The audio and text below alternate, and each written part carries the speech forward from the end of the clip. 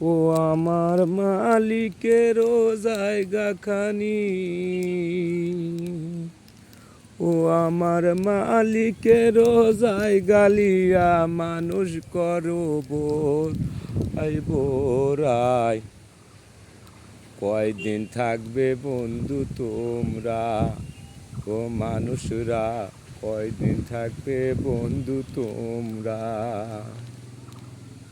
ও আল্লাহ তাল্লার জায়গা লিয়া,